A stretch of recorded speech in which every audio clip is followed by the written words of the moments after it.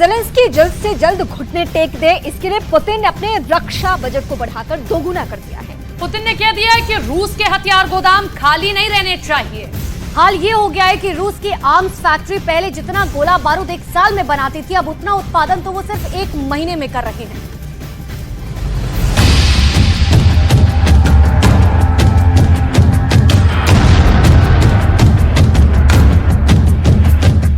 Kharkiv में drone attack, building तबाह। Zaporizhzhia में जबरदस्त पलटवार। एक ही अटैक में 180 से ज्यादा सैनिकों की मौत। 3 लेपर्ड समेत 5 टैंक तबाह। नीप्रो में यूक्रेन के कमांड सेंटर पर मिसाइल अटैक। सुमी में स्कूल पर मिसाइल अटैक से मची अफरा तफरी। कीव से लेकर खार्किव, ज़पोरिज़िया से लेकर सुमी, खेरसोन से नीप्रो तक रूस ने यूक्रेन पर 2 गुना ज्यादा बमबारी शुरू कर दी है। रूस अब 2 गुना रफ्तार से मिसाइल के हमले कर रहा है, तोपों से डबल अटैक कर रहा है। मकसद साफ है, ज़ेलेंस्की को जल्दी से जल्दी घुटने के बल बैठने पर मजबूर कर देना।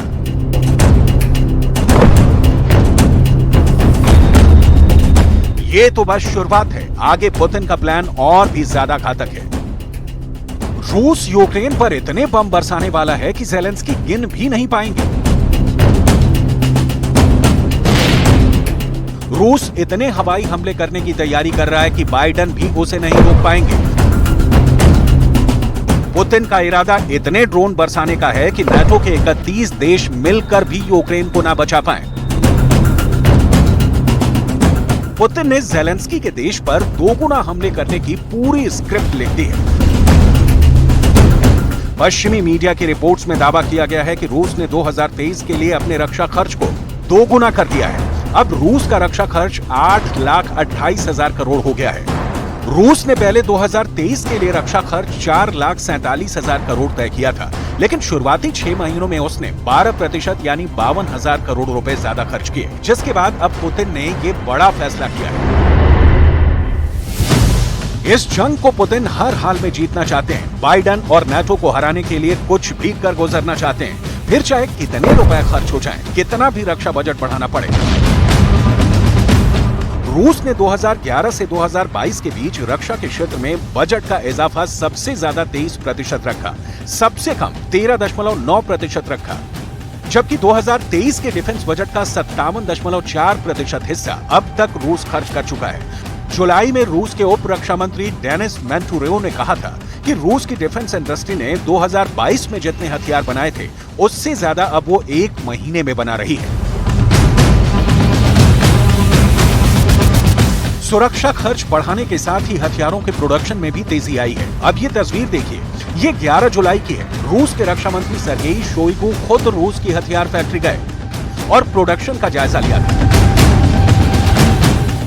Достаточно эффективно, энергично, по многим параметрам опережаем выполнение гособоронзаказа, по отдельным параметрам превзошли, или точнее перекрыли уже задания этого года. Исходя из этого, необходимо сформулировать наши задачи на... शोइगु पूरी तरह से एक्टिव है और वार की हर रणनीति पर नजर बनाए हुए हैं। कभी वो हथियार फैक्ट्री का दौरा करके आर्म्स प्रोडक्शन का अपडेट ले रहे हैं, तो कभी जनरलों की मीटिंग कर युद्ध की आगे की रणनीति पर चर्चा कर रहे हैं। ये 26 जुलाई की तस्वीर है, जब शोइगु ने रूस के 100 जनरलों के साथ ऐसी मीटिंग की है। इस मीटिंग में मॉस्को के अलावा यूक्रेन में बैठे 50 मोर्चों के जनरल ऑनलाइन जुड़े। सबने अपनी बात बताई, सबको पुतिन का एजेंडा बताया गया और फिर जो बातें इस मीटिंग से बाहर निकली, उनके बिग पॉइंट यूक्रेन को बहुत डराने वाले हैं। ज़ेलेंस्की को पुतिन के रक्षा मंत्री के इस मीटिंग का रिजल्ट पता चलेगा तो मुमकिन है कि वो अपनी राजधानी कीव छोड़कर कहीं और पनाह लेने को मजबूर हो जाए। रूस के हमलों की गंभीरता समझनी है तो शोइगु का ऑर्डर देखिए। पुतिन के कहने पर जो इमरजेंसी मीटिंग बुलाई गई, उसमें सर्गेई शोइगु के सामने रूस की सेना के 100 बड़े जनरल हाजिर हुए। इस मीटिंग में शामिल 50 जनरल यूक्रेन में तैनात हैं और उन्होंने यूक्रेन में चल रहे स्पेशल ऑपरेशन की रिपोर्ट ऑनलाइन की। पुतिन की तरफ से इन 50 जनरलों को यूक्रेन के 200 ठिकानों पर अब तक के सबसे बड़े हमले लॉन्च करने का ऑर्डर मिला है। यानी एक जनरल को अब 4 ठिकानों पर बमबारी करनी है या वहां कमांडो ऑपरेशन चलाना है। В складывающейся обстановке приняты дополнительные меры по повышению защиты от нападения с воздуха и моря. В разы увеличена интенсивность ударов по украинским военным объектам, в том числе обеспечивающим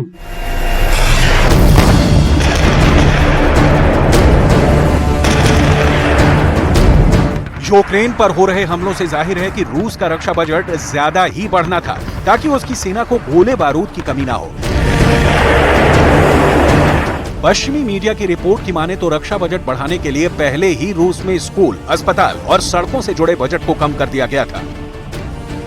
अब दूसरी इंडस्ट्रीज के फंड में भी कटौती का अनुमान लगाया जा रहा है। नेटो पर तो दबाव बहुत ज्यादा है। यूक्रेन में चल रहे युद्ध की वजह से रूस के आसपास के देशों ने तेजी से अपनी सुरक्षा में खर्च को बढ़ाना शुरू कर दिया है।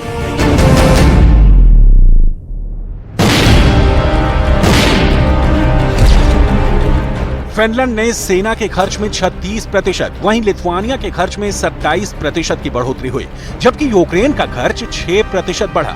जंग के बीच यहां 36 लाख करोड़ से ज्यादा का बजट रखा गया है। बम और मिसाइलों के हमलों को देखकर अंदाजा लगाना मुश्किल होता है कि इसमें कितना खर्च होता है। तो एक मोटा अंदाजा समझ लीजिए कि तोप का एक बड़ा गोला 2 से 3 लाख रुपए में आता है, जबकि एक विमान को गिराने वाली मिसाइल 10 करोड़ रुपए तक की हो सकती है। हालात तो ऐसे हैं कि रूस एक दिन में 20 से 50 हजार गोले दाग रहा है, जबकि यूक्रेन रोजाना 5 से 10 हजार गोले ही दाग पा रहा है। इसलिए युद्ध ने यूक्रेन को पूरी तरह तबाह करने के साथ साथ रूस के सामने बजट का संकट पैदा कर दिया है। हालात ऐसे हैं कि रूस के पड़ोसी देशों ने भी रक्षा बजट में गजब का इजाफा कर लिया है या करने को तैयार है। अमेरिका का मौजूदा रक्षा बजट 71 लाख करोड़ रुपए है। अमेरिका ने 0.7% की बढ़ोतरी रक्षा बजट में की है। चीन ने 4.2% तक रक्षा बजट बढ़ा दिया है। फिलहाल चीन का रक्षा बजट 23 लाख करोड़ रुपए है। रूस ने सबसे ज्यादा बजट बढ़ाया है। रूस ने अपना डिफेंस बजट 9.2% तक बढ़ा दिया है। अब रूस का रक्षा बजट 7 लाख करोड़ को पार कर गया है। जापान और रूस की भी बनती नहीं है। जापान का भी रूस से हमेशा टकराव रहता है। जंग शुरू होने के बाद उसने भी अपना रक्षा बजट बढ़ा दिया है।